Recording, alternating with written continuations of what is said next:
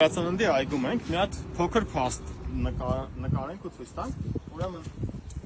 սա թեքահարթակ է, այսինքն գալիս է սիրուն դեպի այս կողմ, իսկ այստեղ աստիճան է, այս աստիճանը 10 սանտիմ բարձրություն ունի,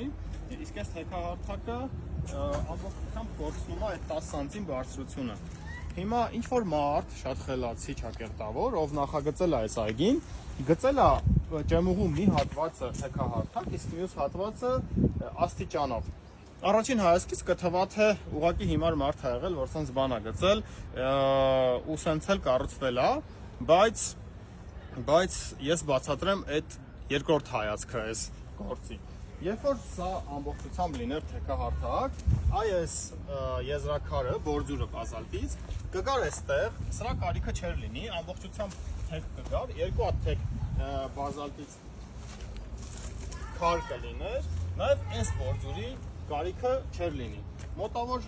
2 մետր այս հատվածն է բորձուրի եւ սա էլ պետքա չլիներ, 1-2 մետր այս հատվածը, 4 մետր